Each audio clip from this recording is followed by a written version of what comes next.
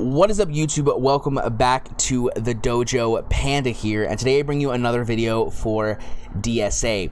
Now, we've talked about the big Hero 6 team branching out from that hero and bringing the second legendary after Elsa, Baymax, and that's what I want to talk about today. I know we've had a lot of people talk about the duos and the trios in this game, like Ian and Barley, or Ian, Barley, and Manticore, the Frozen trio in Elsa, Anna, and Kristoff, or even the duo of Kristoff and Sven, various units that work very well together. But today I want to talk about the new possibility and the plug-and-play value of Baymax and Hiro combined with any other strong tank. So guys, I want to talk to you why I think this is the case. Now, I personally have not unlocked the big Hero 6 team, but I have a buddy in my club, Empyrean, who has unlocked Baymax and various of the big Hero 6 team, and we're going to use his defense to talk about this, because I do think this is more of a defensive team, not so much an offensive team. So guys, Baymax and Hiro in and of themselves have a lot of great synergy together. So let's just go ahead and dive right in. You can see here on just the basic of Baymax, if Hiro Hamada is the patient, you can increase the duration of copied helpful effects by 1. Now, this is not huge because we're actually going to be using that patient status on our tank that we're going to be pairing up with. Hopefully that is the goal. We'll have to see how the AI works and everything, but if we can land the patient status on the tank, I think that is going to be phenomenal. Then we move on to the second skill. This is the patient status. So this is why I think Baymax is not a main tank, but actually a secondary tank to pair with a already strong tank. When you make someone the patient, they recover health each turn, which means they're going to naturally start healing. They're going to increase the defense of that target by 30%. They're immune to counterattacks and taunt, and Baymax will intercept 25% of the damage targeted at a teammate with this effect. Damage dealt to Baymax in this way will use his stats, and the effects cannot be purged. This is amazing. All right, guys, the other reason why I think he's really great, of course, is because he has the ability to grant Hero charged right at the beginning, right, which is great. And he also, it just becomes a surprisingly decent damage dealer with when he gets charges stacked up. So it's not like you're just putting 2 tanks on a team, because Baymax actually does build up damage over time, because his basic ability does do damage based off of 30% of his defense, which is very, very powerful. But also, he does also cleanse harmful effects from all teammates, and grants all big Hero 6 teammates charge, and also heals the patient status unit, and grants them invulnerable when he's defeated. So if he does die early, he's going to actually do a pretty large amount of beneficial stuff for the team.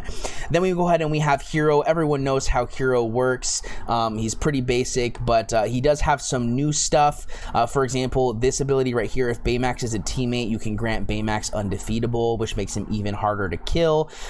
Same thing here. If the target is Baymax, he gains all the effects from the upgrade as well.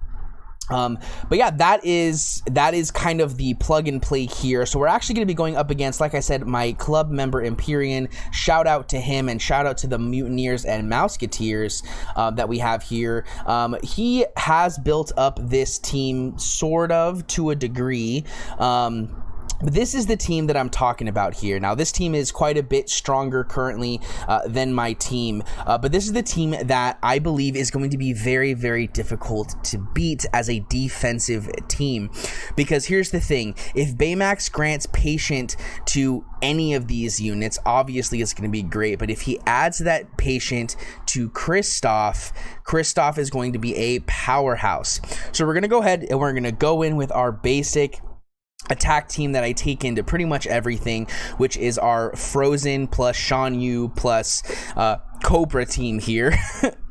Kind of all over the place, and we're gonna see how this plays out. I'm not trying to win here. I'm just trying to see how this actually plays out so you guys can see it, because if we can get that patient status onto our Kristoff, it's gonna be amazing.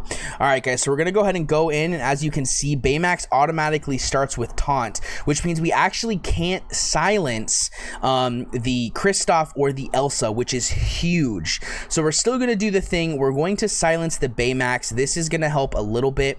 Of course, we get the Anna doing that. We're gonna go ahead and give guaranteed crit to our Sean Yu. We're gonna do our attack down to the team. Elsa's gonna take a turn.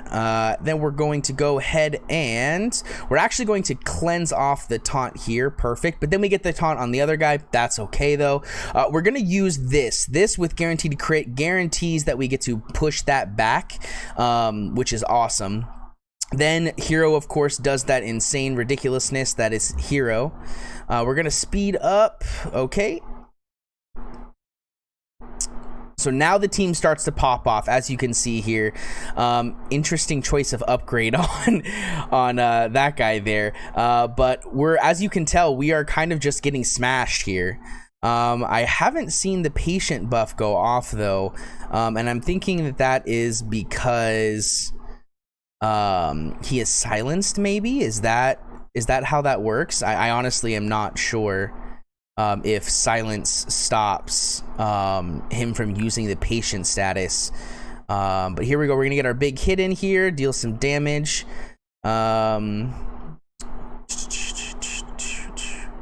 Big damage there. But as you can see, like, the team is just so tanky. Like, it's ridiculous how tanky it is. Let's go ahead and we're just gonna do this. We're gonna try to call as many people.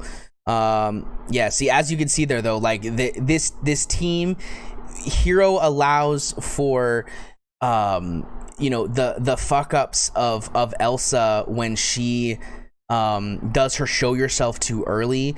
You know, it's so hard. Like we can't kill anything. It's so tanky. I think it's gonna be a great team to throw on our defensive things, whether it's in Club Conquest, whether it is in you know, arena defense, anything like that. You can see that it's so tanky. We're gonna go in one more time, and we're gonna see. We're not gonna silence the Baymax this time because I want to see that patient status go off. I'm not sure if it went off in that last battle. I'll have to watch the video afterwards, but I did not see it go off.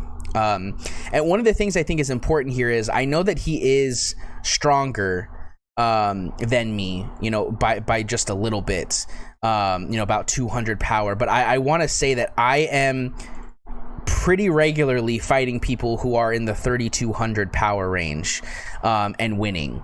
So I definitely don't feel like, you know, this is something that you know, it is just a power difference, because I really truthfully don't feel like that's the case. All right, so we already have one unit dead, but that's okay. I really want to see the patient status go out because I didn't see it. Let's just do this. Baymax should be taking a turn here soon.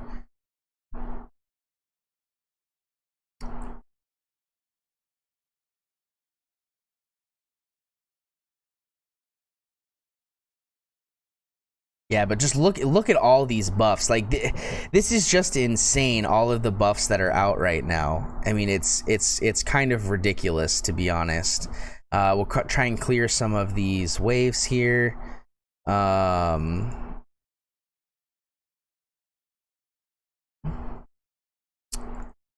do this. This should give her almost a full speed bar. Perfect.